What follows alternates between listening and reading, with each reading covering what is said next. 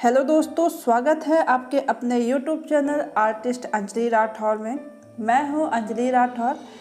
दोस्तों, इसके पहले वीडियो में हमने शुरू किया था इंडियन हिस्ट्री ऑफ आर्ट, भारतीय चित्रकला का इतिहास। जी हाँ दोस्तों, हमने इसके पहले वीडियो में भारतीय चित्रकला का इतिहास जो शुरू किया था, उसमें जो टॉपिक था प्रागैतिहासिक काल।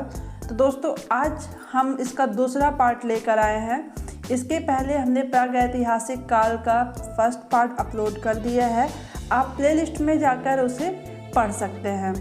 आज हम प्रागैतिहासिक काल का दूसरा पार्ट लेकर आए हैं। तो चलिए चलते हैं आज के टॉपिक की तरफ। आज का हमारा टॉपिक है प्रागैतिहासिक कालीन क्षेत्र। चलिए दोस्तों, अब हम चलते हैं प्रागैतिहासिक कालीन क्षेत्रों की तरफ। आज के टॉपिक की तरफ हम आगे बढ़ते हैं। तो दोस्तों, मध्य प्रदेश के इतिहास को मुख्यतः 4 भागों में विभाजित किया गया है। पहला है प्रागैतिहासिक काल, दूसरा है प्राचीन काल, तीसरा है मध्यकाल और चौथा है आधुनिक काल। जी हाँ दोस्तों, 4 कालों में डिवाइड किया गया है, 4 भागों में इसको विभाजित किया गया है मध्य प्रदेश के इतिहास को। कौन कौन से हैं? प्रागैतिहासिक काल, प्राचीन काल, मध्यकाल और आधुनिक काल।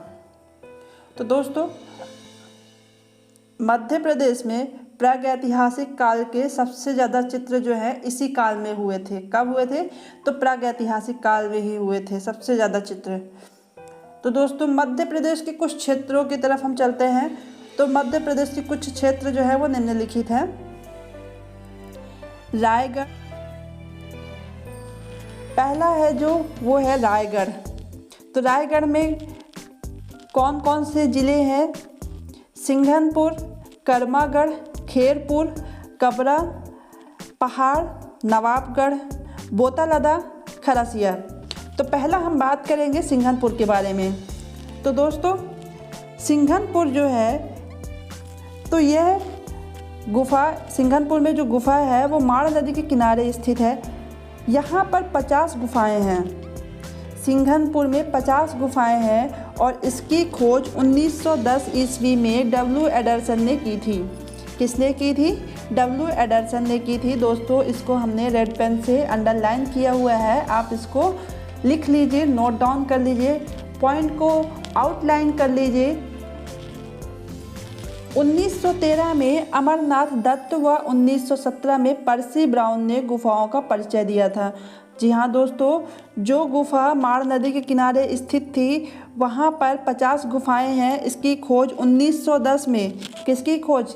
50 गुफाओं की खोज 1910 ईस्वी में डब्ल्यू एडरसन ने की थी और 1913 में अमरनाथ दत्त ने की थी और 1917 में पर्सी ब्राउन ने की थी। दोस्तों, जो यहाँ पर चित्र मिले थे वो कैसे चित्र मिले थे, चलिए हम उसको भी बता देते हैं। तो दोस्तों, जो यहाँ पर चित्र मिले थे वो थे द्वार पर असंयत कंगारू। जी हाँ दोस्तों, जो पहला चित्र है तो द्वार पर असंयत कंगारू का चित्र मिला हुआ था। फिर दूसरा जो चित्र मिला था वो था घायल भैंसा का मिला था। तीसरा चित्र था सूंड उठाए हाथी और चौथा चित्र था महिष या अरना। अरना भैंसा कह सकते हैं, महिष का मतलब होता है अरना या भैंसा। और जो 5वां चित्र है वो है जंगली भैंसे को पकड़ते हुए या खदेड़ते हुए एक शिकारी का चित्र है। 6वां जो चित्र है आदिम अवस्था को व्यक्त करता हुआ कृषि मानव, हिरन, छिपकली व जंगली भैंसा। यहाँ तीनों चित्र बोतालदा में हैं। तो दोस्तों, कौन कौन से चित्र? आदिम अवस्था को व्यक्त करता हुआ कृषि मानव, हिरन, छिपकली व जंगली भैंसा। यहाँ पर तीनों चित्र जो हैं वो बोतालदा में हैं। कुछ पक्षियों के चित्र कबरा पहाड़ में मिले हुए हैं। नेक्स्ट चलते हैं। तो नेक्स्ट जो क्षेत्र है वो है पचमढ़ी क्षेत्र। चलिए दोस्तों, अब हम पचमढ़ी क्षेत्र के बारे में देख लेते हैं। इसकी खोज किसने की थी और कब की थी? तो पचमढ़ी क्षेत्र की जो खोज की थी तो 1936 ईस्वी में D.H. गार्डन ने की थी। 5000 ईसा पूर्व पुराने चित्रों की खोज की थी। 1932 ईस्वी में जी.आर. हंटर ने इन गुफाओं की जानकारी दी थी। कौन कौन सी गुफाओं की खोज की थी इसको हम बता देते हैं। तो वो है इमली खो, नींबू भोज, बाजार केव, मारादेव, बनियावेरी, मोंटे राजा, जम्बूदीप, छोटा महादेव, बड़ा महादेव, फिर बीडेम केव, बोरीमलाई आदि। तो इन गुफाओं की खोज जो है तो D.H. गार्डन ने की थी। 5000 ईसा पूर्व पुराने चित्रों की खोज की थी और 1932 में जी.आर. हंटर ने इन गुफाओं की जानकारी दी थी। तो पचमढ़ी में जो स्थित है वो है मध्य प्रदेश के महादेव पहाड़ियों में स्थित है, जो कि भोपाल से 70 किलोमीटर की दूरी पर है। यहाँ 50 गुफाएं हैं। कितनी गुफाएं हैं दोस्तों? तो यहाँ पर 50 गुफाएं स्थित हैं। अब हम देखते हैं कि यहाँ पर पचमढ़ी क्षेत्र में कौन कौन से चित्र है, तो उनके बारे में हम देख लेते हैं। तो दोस्तों आपको ये जानकारी हो गई होगी कि यहाँ पर कितनी गुफाएं स्थित है। तो यहाँ पर 50 गुफाएं हैं, जो कि कहाँ पर हैं? भोपाल से 70 किलोमीटर की दूरी पर स्थित हैं। जो इसमें चित्र हैं वो है सांभर के आखेट का दृश्य इमली खो में है। तो पहला चित्र कौन सा है? सांभर के आखेट का दृश्य है, जो कहाँ पर है? इमली खो में है। दूसरा चित्र है शेर के आखेट का दृश्य, ये है मारादेव में, हल्के पीले रंग में ये बना हुआ है। तीसरा चित्र है विशालकाय एक बकरी। तो तीसरा जो चित्र बना हुआ है विशालकाय एक बकरी का चित्र बना हुआ है, और ये कहाँ बना है? तो बाजार केन में बना हुआ है। चौथा चित्र है अश्वारूढ़ व महिषारूढ़ सैनिकों का युद्ध है।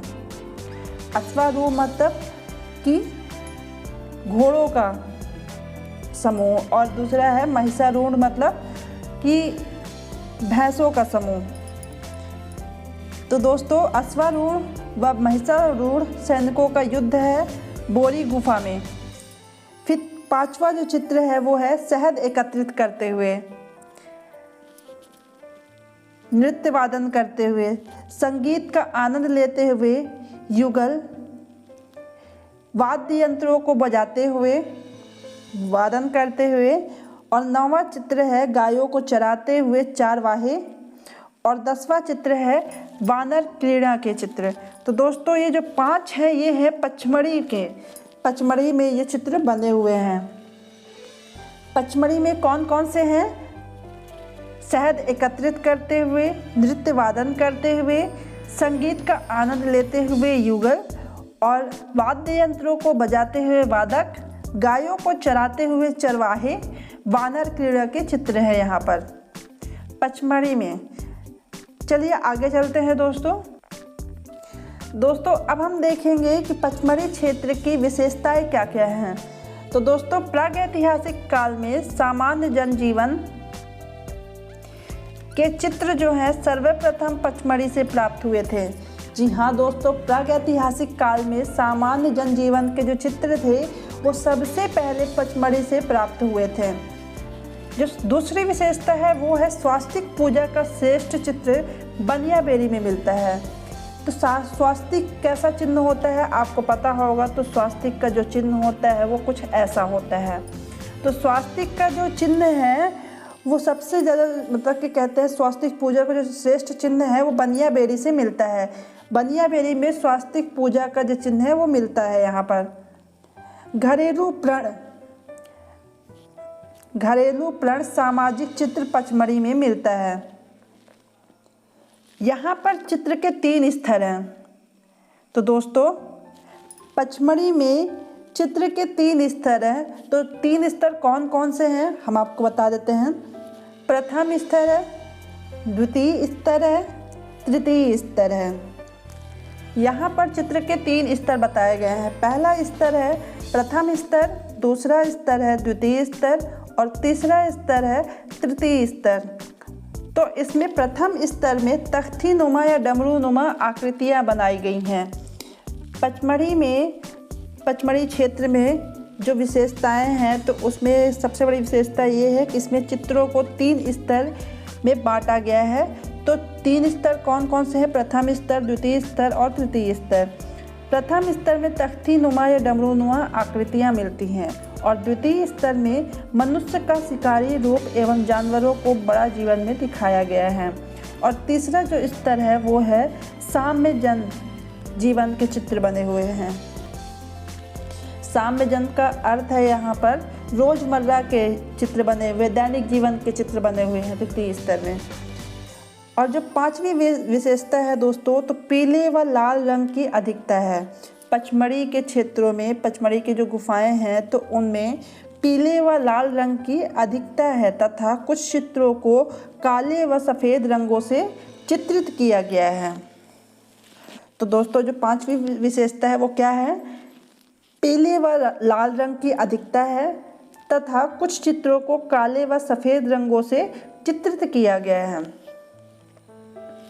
जो 6वीं विशेषता है तो शेरों के आखेट का चित्र माड़ादेव की छत पर पीले रंग से बनाया गया है। तो दोस्तों शेर के आखेट का चित्र महादेव की छत पर पीले रंग से बनाया गया है। ये क्वेश्चन आ सकता है। तो पचमढ़ी के ऐसे क्वेश्चन बन सकते हैं कि पचमढ़ी की गुफाओं में शेर के आखेट का चित्र महादेव की छत पर किस रंग से बनाया गया है, ऐसे क्वेश्चन बन सकते हैं। तो आप इसे नोट डाउन कर लीजिए अच्छे से और उसे अंडरलाइन कर लीजिए किसी हाइलाइटर से। तो दोस्तों शेर के आखेट का चित्र महादेव की छत पर पीले रंग से बनाया गया है।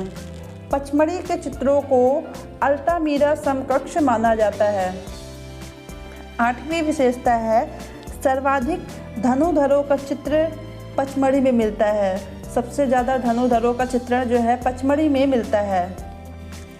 चलिए दोस्तों अब हम देखते हैं पचमढ़ी में मिले हुए कुछ संस्कृत श्लोकों के बारे में। तो संस्कृत श्लोक कौन कौन से हैं उनको हम देख लेते हैं एक नज़र में। दोस्तों पहला जो संस्कृत श्लोक है वो है राजा भोज का। तो श्लोक है चित्रम ही सर्वशिल्पानां मुखम लोकस्य चापरियम। और इसके जो लेखक है वो राजा भोज सम्रांगण सूत्रधार है। दूसरा श्लोक है कार्या सैक्तली हसमिधुना स्रोतो व मालिनी। कार्या सैक्तली हसमिधुना स्रोतो वह मालिनी। और इसके जो रचयिता है वो है कालिदास जी। और ये किससे लिया गया है ये श्लोक? तो ये अभिज्ञान शकुंतलम से लिया गया है। तीसरा श्लोक है रेखा प्रश्न शतयु चार्य वर्तना चा विच्छतः मार्कंडे मुनि विष्णु धर्मोत्तर पुराण। तो ये कहाँ से लिया गया है? मार्कंडे मुनि के इसके रचयिता हैं और ये कहाँ से लिया गया है? विष्णु धर्मोत्तर पुराण से लिया गया है। आगे चलते हैं। चौथा श्लोक है महाकवि भास जी का, जिसने भास की कवि हैं। दोस्तों चौथा श्लोक है महाकवि भास जी का। भास कवि इसके रचयिता हैं। तो वो श्लोक है अहो दर्शनीय ओयम चित्रपट्ट भास्कृति दूतवाक्यम। तो इसके रचयिता है महाकवि भास जी। 5वां श्लोक है जन रंजन सज्जन प्रिय एह। तुलसीदास जी इसके रचयिता हैं और ये लिया गया है रामचरितमानस से। 6वां श्लोक है ना रूपम पाप तृतीय और इसके रचयिता है कालिदास जी, कुमार संभव से लिया गया है। 7वां श्लोक है कला नाम प्रवरम चित्रम धर्म कर्मार्थम मोक्षतम और इसके रचयिता है मार्कंडेय मुनि जी, विष्णु धर्मोत्तर पुराण से लिया गया है। 8वां श्लोक है पट्टे पटे कुड्डपे यथा चित्रस्य संभव और इसके रचयिता हैं राजा भोज जी और ये लिया गया है सम्रांगण सूत्रधार से। अब हम कुछ महत्वपूर्ण तथ्यों के बारे में बात कर लेते हैं। तो दोस्तों ताम्रकाल का जो समय था वो कब था? 5000 ईसा पूर्व से लेकर 7000 ईसा पूर्व से या फिर कहते हैं 1000 ईसा पूर्व तक रहा है। यहाँ पर 700 लिखा हुआ है तो यहाँ पे 7000 होगा दोस्तों। ताम्रपाषाण का समय क्या माना गया है? तो इसका जो टाइम पीरियड है वो है 5000 ईसा पूर्व से लेकर 7000 ईसा पूर्व तक, या फिर 1000 ईसा पूर्व तक। और दूसरा जो इसमें जो पॉइंट है इम्पोर्टेंट, वो है ताम्रपाषाण काल की मुख्य विशेषता क्या थी? तो दोस्तों, ताम्रपाषाण काल की मुख्य विशेषता थी तांबा का प्रयोग एवं गौरिक मृदभांड OCP, आकार कलर पाटरी, जो कि लाल व काले मृदभांड कहे जाते थे। मृदभांड का अर्थ है मिट्टी के बर्तन। तीसरा जो पॉइंट है वो है, तीसरे पॉइंट की तरफ हम चलते हैं। लंदन विश्वविद्यालय के पूर्वविद श्री एवं श्रीमती जलचिन ने 1955 ईस्वी में रायचूर के ऋषिमुख पर्वतमाला में आदिम के चित्रों की खोज की थी। तो किसने खोज की थी? पूर्वविद श्री एवं श्रीमती जलचिन ने। और कब की थी? 1955 ईस्वी में। चौथा पॉइंट है हमारा, श्रीनगर के पास गुर्ज होम के लोग गर्तावास, गड्ढा घर या गड्ढों में घर बनाकर रहते थे। गर्तावास का अर्थ होता है यहाँ पर गड्ढा घर या गड्ढों में घर बनाकर रहते थे। तो श्रीनगर के पास गुर्जा होम के लोग गर्तावास में घर बनाकर रहते थे। गर्तावास का अर्थ क्या होता है? गड्ढा घर या फिर गड्ढों में घर बनाकर रहते थे। पांचवा पॉइंट है, दक्षिण भारत में अधिकतर चित्र कर्षण चित्र मिले हुए हैं वहाँ पर, जिसे कि ब्राजिम्स भी कहते थे। दक्षिण भारत में अधिकतर चित्र जो है कर्षण चित्र मिले हुए हैं। तो कर्षण चित्र होते क्या हैं, इसको हम जान लेते हैं। तो दोस्तों, कर्षण चित्र जो है किसी नुकीली वस्तु के द्वारा शिलाओं पर खुरच कर या रगड़ कर बनाए गए चित्र कहलाते हैं। एक बार हम फिर से देख लेते हैं कि कर्षण चित्र क्या होता है। तो दोस्तों, किसी नुकीली वस्तु के द्वारा शिलाओं पर खुरच कर या रगड़ कर बनाए गए चित्रों को कर्षण चित्र कहते हैं। किसी नुकीली चीज़ से पत्थरों पर खुरच कर या रगड़ कर बनाए गए जो चित्र होते हैं वो कर्षण चित्र कहलाते हैं। तो दोस्तों, सबसे पहले सबसे प्राचीन गुफा कौन सी है? तो सबसे प्राचीन गुफा जो है वो है भीमबेटका। भीमबेटका सबसे प्राचीन गुफा है, मध्य पाषाण काल में यह बनाई गई थी। तीसरे पॉइंट की तरफ हम चलते हैं। लंदन विश्वविद्यालय के पूर्वविद श्री एवं श्रीमती जलचिन ने 1955 ईस्वी में रायचूर के ऋषिमुख पर्वतमाला में आदिम के चित्रों की खोज की थी। तो किसने खोज की थी? पूर्वविद श्री एवं श्रीमती जलचिन ने। और कब की थी?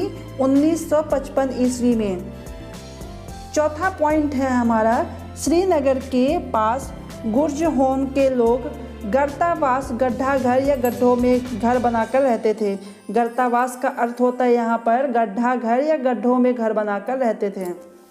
तो श्रीनगर के पास गुर्जा होम के लोग गर्तावास में घर बनाकर रहते थे। गर्तावास का अर्थ क्या होता है? गड्ढा घर या फिर गड्ढों में घर बनाकर रहते थे। पांचवा पॉइंट है, दक्षिण भारत में अधिकतर चित्र कर्षण चित्र मिले हुए हैं वहाँ पर, जिसे कि ब्राजिम्स भी कहते थे। दक्षिण भारत में अधिकतर चित्र जो है कर्षण चित्र मिले हुए हैं। तो कर्षण चित्र होते क्या हैं, इसको हम जान लेते हैं। तो दोस्तों, कर्षण चित्र जो है किसी नुकीली वस्तु के द्वारा शिलाओं पर खुरच कर या रगड़ कर बनाए गए चित्र कहलाते हैं। एक बार हम फिर से देख लेते हैं कि कर्षण चित्र क्या होता है। तो दोस्तों, किसी नुकीली वस्तु के द्वारा शिलाओं पर खुरच कर या रगड़ कर बनाए गए चित्रों को कर्षण चित्र कहते हैं।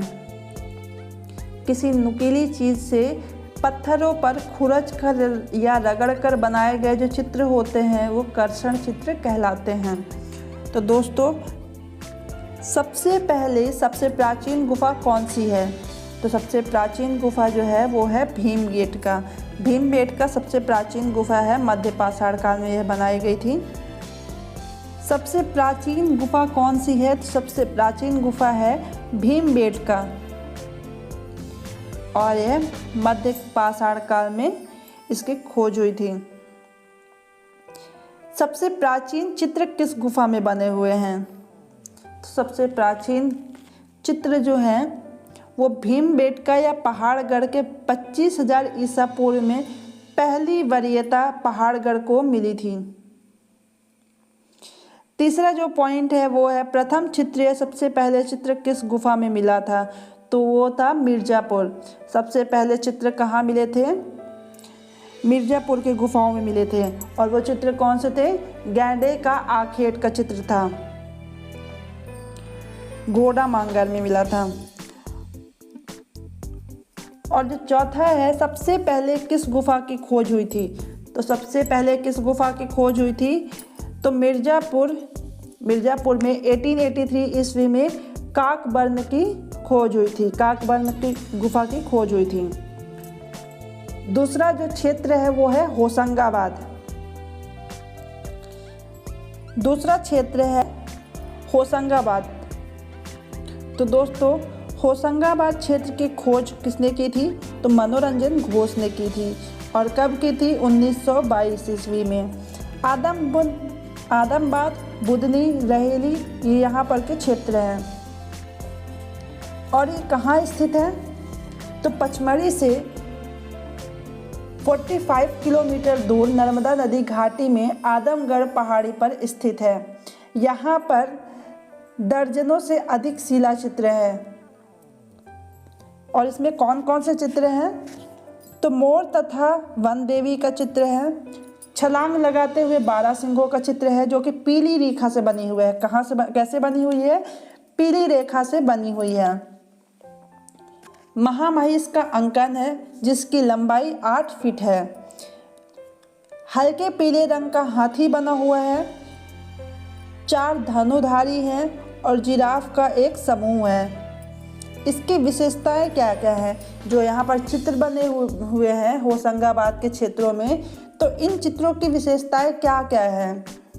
जो पहला विशेषता है वो है यहाँ के चित्रों के 5 या 6 स्तर मिले हुए हैं। तो दोस्तों यहाँ पर जो चित्र बने हुए हैं तो उसके 5 या 6 स्तर मिले हुए हैं। यहाँ पर जो चित्र हैं वो छापांकन पद्धति के बने हुए हैं। छापांकन जिसे आज की डेट में हम लोग स्टेंसिल के नाम से जानते हैं, तो वो छापांकन पद्धति से बने हुए हैं यहाँ पर चित्र। डॉक्टर जगदीश गुप्त इस क्षेत्र के बुदनी तथा रहेली नाम का प्रागैतिहासिक कला के लिए लिया गया है। डॉक्टर जगदीश गुप्त इस क्षेत्र के बुदनी तथा रहेली का नाम प्रागैतिहासिक कला के लिए लिया गया है। आगे चलते हैं, शिवपुरी क्षेत्र। अगला जो हमारा क्षेत्र है वो है शिवपुरी क्षेत्र। तो इसके अंदर कौन कौन से क्षेत्र आते हैं, रीवा, सतना, छतरपुर, पन्ना, पहाड़गढ़, ग्वालियर, भानपुरा, नरसिंहगढ़, रायसेन, भीमबेटका, जावरा, विदिशा, बैतूल। तो ये ज़िले शिवपुरी क्षेत्र के अंतर्गत आते हैं, जहाँ पर प्रागैतिहासिक कालीन चित्र मिले हुए हैं। पांचवा जो क्षेत्र है वो है पहाड़गढ़। तो ये स्थित कहाँ है पहाड़गढ़, तो पहाड़गढ़ जो है वो ग्वालियर से 150 किलोमीटर दूर मुरैना जनपद में आसाम नदी के तट पर स्थित है। कहाँ पर है स्थित पहाड़गढ़, तो ग्वालियर से 150 किलोमीटर दूर मुरैना जनपद में आसाम नदी के तट पर स्थित है। और यहाँ पर जो चित्र मिले हैं वो कैसे चित्र मिले हैं, तो दोस्तों यहाँ पर जो चित्र मिले हैं वो मानव कृतियाँ तीरों, भालों, धनुषों से लैस हाथी घोड़ों पर सवार चित्र मिले हुए हैं। दोस्तों यहाँ पर जो चित्र मिले हुए उनकी कुछ विशेषताएं हैं। तो यहाँ पर जो चित्र मिले हैं, तो जो चित्र हैं तो 10,000 ईसा पूर्व से लेकर 100 ईसा पूर्व के हैं। ये गुफाएं मधुमक्खी की गुफाओं से भरी हुई हैं। ये जो गुफाएं हैं तो ये मधुमक्खी की गुफाओं से भरी हुई हैं। यहाँ पर 1500 वर्ग मीटर में फैली हुई कई गुफाएं हैं। यहाँ पर 1500 वर्ग मीटर में फैली हुई कई गुफाएं हैं। जी हाँ दोस्तों, पहाड़गढ़ में 1500 वर्ग मीटर में फैली हुई बहुत सारी गुफाएं हैं। छठवां क्षेत्र है भीमबेटका। भीमबेटका में जो भीमबेटका कहाँ पर स्थित है, तो भीमबेटका भोपाल से 4 किलोमीटर दक्षिण में भीमबेटका पहाड़ी पर स्थित है। इसकी खोज 1958 में लमसम 1958 और 59 के बीच में हुआ है। तो ये कहाँ हुआ है, तो उज्जैन विश्वविद्यालय के प्रोफेसर VS वाकाड़कर ने की थी इसकी खोज। और कब की थी, तो 1958 से लेकर 1959 के बीच में किया था। और ये है उज्जैन विश्वविद्यालय के प्रोफेसर VS वाकाड़कर ने इसकी खोज की थी। और यहाँ पर जो चित्र बने हुए, कैसे चित्र बने हुए हैं दोस्तों, जो यहाँ पर चित्र बने हुए हैं वो है हिरन, बारहसिंगा, सुअर, रीछ, ग्वाले और शिकार और नृत्य करते हुए कुछ चित्र है यहाँ पर। दोस्तों यहाँ पर जो चित्रों की विशेषताएं हैं वो है कि यहाँ पर लगभग 600 गुफाएं हैं। दोस्तों भीमबेटका में लगभग 600 गुफाएं हैं। 275 गुफाओं में चित्र मिले हैं। यहाँ चित्रों के 2 स्तर हैं। विश्व का सबसे बड़ा प्रागैतिहासिक केंद्र जो है भीमबेटका है। जी हाँ दोस्तों, ये बहुत इंपॉर्टेंट पॉइंट है, इसे आप हेडलाइन कर लीजिएगा। विश्व का सबसे बड़ा प्रागैतिहासिक केंद्र क्या है, कौन सा है, तो भीमबेटका है। 2003 में इसे यूनेस्को के विश्व धरोहर सूची में शामिल किया गया है। तो दोस्तों आप इसे ये पॉइंट नोट डाउन कर लीजिएगा, ये बहुत इंपॉर्टेंट पॉइंट है जो नोट बना के लिखा हुआ है। यहाँ पर सबसे पहले पॉइंट तो यह है कि यहाँ पर भीमबेटका में लगभग 600 गुफाएं हैं। और दूसरा है 275 गुफाओं में चित्र मिले हैं, सबसे ज़्यादा गुफाओं में चित्र मिले हैं। और तीसरा जो पॉइंट है, यहाँ के चित्रों के 2 स्तर हैं। और चौथा पॉइंट है, विश्व का सबसे बड़ा प्रागैतिहासिक केंद्र भीमबेटका है। 2003 में इसे यूनेस्को की विश्व धरोहर सूची में शामिल किया गया था। अब हम आगे चलते हैं। अगला क्षेत्र है मंदसौर। मंदसौर जो है ये कहाँ स्थित है, तो मंदसौर जिले में मोरी नामक स्थान में स्थित है। यहाँ पर 30 पहाड़ी खोह गुफाएं हैं। इसको नोट में देख लेते हैं। सर्वाधिक प्रतीकात्मक आकृतियाँ जो है मंदसौर में मिली हैं। दोस्तों इसको ध्यान रखिएगा, सबसे ज़्यादा प्रतीक वाली आकृतियाँ कहाँ मिली हैं, तो मंदसौर में मिली हैं। यहाँ पर जो चित्र थे वो कौन कौन से चित्र थे, कैसे चित्र थे, मंदसौर में जो चित्र थे वो थे स्वास्तिक चक्र, सूर्य, सरतोभद्र, आवट दल कमल, पीपल की पत्तियों के चित्र, देहाती बांस की गाड़ियाँ, पशुओं को हाँकते हुए ग्वाले। तो ये चित्र कहाँ मिले थे, मंदसौर की गुफाओं में मिले हुए थे। 8वां जो क्षेत्र है वो भोपाल का क्षेत्र है। तो दोस्तों भोपाल के क्षेत्र में कौन कौन से हैं, तो वो है धर्मपुरी, गुहा मंदिर, सिमलारी, बरखेड़ा, सांची, सिक्रेटियर, उदयगिरी आदि। तो दोस्तों जो यहाँ पर चित्र है वो कैसे चित्र थे, 3 दंडधारी चित्र मिले हुए हैं। अश्वारोही जो कि मालवा से मिला हुआ है। उत्तर प्रदेश की गुफाएं। चलिए दोस्तों अब हम उत्तर प्रदेश की कुछ गुफाओं को देख लेते हैं। मिर्ज़ापुर। तो मिर्ज़ापुर की जो खोज की थी वो 1883 ईस्वी में काकबर ने की थी। कार्लाइव, कोबर, मर्डरिया, मढ़हरिया, लिखुनिया, विजयगढ़, विढ़म लाहौरी, खोड़हवा, रौप, काडाकोट, सुरहो घाट, घोड़भंगर, चुनार, भैंसोड़, मोहरा पत्थरी, बाघा पत्थरी, सहवाइया पत्थरी, लकहट पत्थरी, हरदी हरन। तो मिर्ज़ापुर की स्थिति कहाँ पर है, तो दोस्तों यह गुफाएं सोन नदी घाटी विंध्याचल पर्वत की कैमूर श्रृंखला में स्थित हैं। मिर्ज़ापुर कहाँ स्थित है, तो मिर्ज़ापुर की जो गुफाएं हैं वो सोन नदी घाटी के विंध्याचल पर्वत की कैमूर श्रृंखला में स्थित है। और इसमें कौन कौन से जो चित्र बने वो कौन कौन से हैं, तो जगत प्रसिद्ध ऊँट का चित्र मढ़हरिया में बना हुआ है। मढ़हरिया में जगत प्रसिद्ध ऊंट का चित्र बना हुआ है। घायल सुअर का चित्र बना हुआ है मढ़हरिया में। भूत का रहस्यमयी चित्र बना हुआ है कंडाकोट में। गैंडे के आखेट का चित्र बना हुआ है घोड़ा बंगर में। शाही के आखेट का चित्र बना हुआ है सोरहो घाट में। एक आदमी जलती हुई मसाल लेकर बाघ का सामना करते हुए दिखाया गया है, तो कहाँ पर है? लौहरी में। हाथ के छापे हैं, छापों का चित्र है, तो वो कहाँ है? सोहो घाट में। तो दोस्तों कुछ हम इसकी विशेषताएं बता दे रहे हैं। मिर्ज़ापुर में 100 से अधिक गुफाएं स्थित हैं। कितनी गुफाएं स्थित हैं मिर्ज़ापुर में? तो 100 से अधिक गुफाएं स्थित हैं। यहाँ के चित्रों का जो समय है वो है 5000 ईसा पूर्व निर्धारित किया गया है। बीढ़म नामक स्थान की खोज जगदीश गुप्त ने की थी। बीढ़म एक जगह है, तो वहाँ पर की खोज जगदीश गुप्त ने की थी और यह स्थल मिर्ज़ापुर का प्रसिद्ध पिकनिक स्थल है। आगे चलते हैं लिखुनिया। तो लिखुनिया कहाँ पर स्थित है? लिखुनिया जो है यह गरई नदी के किनारे मिर्ज़ापुर में स्थित है। कहाँ पर स्थित है? गरई नदी के किनारे मिर्ज़ापुर में स्थित है। और इसके चित्र कैसे हैं? नृत्य वादन में मस्त व्यक्तियों का चित्र है। हाथियों को पकड़ने का चित्र है। इसके जो इम्पोर्टेंट पॉइंट है तो ये है कि प्रागैतिहासिक काल में नृत्य चित्रों के लिए लिखुनिया प्रसिद्ध है। प्रागैतिहासिक काल में नृत्य चित्रों के लिए लिखुनिया बहुत ज़्यादा प्रसिद्ध है।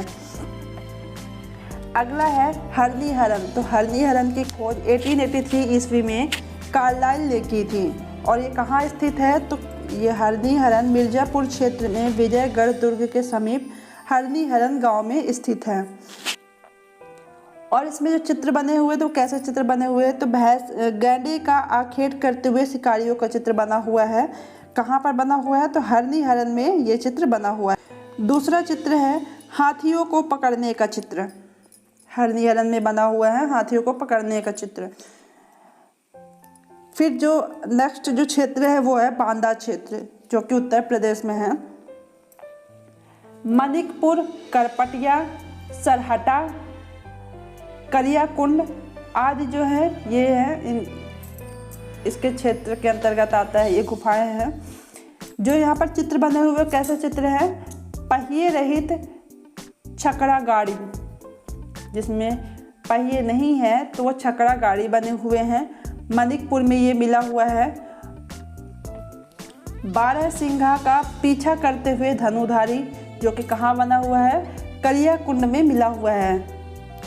चोंचदार पुरुष का चित्र मिला हुआ है मनिकपुर में। 3 अश्वों का गेरू द्वारा ओजपूर्ण अंकन किया गया है। 3 अश्वों का गेरू से जो रंग बनता था तो उससे इसमें अंकन किया गया है। ये कहाँ है? सरहाटा, जो कि गेरू रंग में है। अगला जो है वो है राजस्थान। तो राजस्थान में जो क्षेत्र है वो है झालावाड़ा, दरा, भरतपुर, अल्निया, गंगसेन, कंगरोन, ये क्षेत्र हैं। तो अल्निया कहाँ स्थित है? अल्निया जो है कोटा से 22 किलोमीटर दूर बम्बई दिल्ली रेल मार्ग पर अल्निया नदी घाटी में स्थित है। अल्निया कहाँ पर स्थित है? तो कोटा से 22 किलोमीटर दूर बम्बई दिल्ली रेल मार्ग पर अल्निया नदी घाटी में स्थित है। दोस्तों इसके जो चित्र हैं वो 5000 ईसा पूर्व के तथा गेरू रंग के बने हुए हैं। कब के बने हैं? तो 5000 ईसा पूर्व के तथा गेरू रंग से बने हुए हैं। दूसरा है लोग इन्हें सीता जी से संबोधित करते थे। दोस्तों अल्निया में जो चित्र बने हुए थे तो वो पहले तो गेरू रंग के बने हुए थे और दूसरा लोग इन्हें सीता जी से संबोधित करते थे। आगे चलते हैं बिहार क्षेत्र के बारे में हम देखते हैं। तो दोस्तों जो इसमें क्षेत्र है वो है शाहाबाद, चक्रधरपुर, दोस्तों जो इसमें इम्पोर्टेंट पॉइंट है वो है चक्रधरपुर के क्षेत्रों में कुछ व्यक्तियों को लेटे हुए दिखाया गया है। जो चक्रधरपुर में जो चित्र मिले हुए हैं तो उसमें कुछ व्यक्तियों को लेटे हुए दिखाया गया है जो कि शिकार विजय करके गर्वान्वित हो रहे हैं, मतलब कि गर्व से महसूस हो रहे हैं, ऐसा दिखाया गया है उन चित्रों में। अब हम देखते हैं दक्षिण भारत के क्षेत्रों को। दक्षिण भारत में कौन कौन से ऐसे क्षेत्र हैं, तो पहला है कुप्पगल्लू जो कि कर्नाटक में है, दूसरा बेल्लारी कर्नाटक में, बेल्लास रंगम तमिलनाडु में है, वायनाड के एडकल तमिलनाडु में है, पांचवा जो है बसवनगुड़ी बैंगलोर में है जो कि कर्नाटक में पड़ता है। बेल्लारी जो है यह कर्नाटक में स्थित है और इसकी खोज एफ फासेट ने 1892 ईस्वी में की थी। कब की थी? 1892 ईस्वी में एफ फासेट ने की थी। बेल्लारी जो है आदिमानव का प्रधान केंद्र है। बेल्लारी में आदिमानव का प्रधान केंद्र है। दक्षिण भारत में सर्वप्रथम मानव आकृतियाँ यहीं से प्राप्त हुई थी। तो दक्षिण भारत में मानव आकृतियाँ सबसे पहले यहीं से प्राप्त हुई थी। यहाँ से 6 कोण वाला षटकोण सितारा मिला था। बेल्लारी में जो चित्र मिला था तो यहाँ पर 6 कोण वाला षटकोण सितारा मिला था। इसकी समानता सोन की कोमल गुण से की गई है।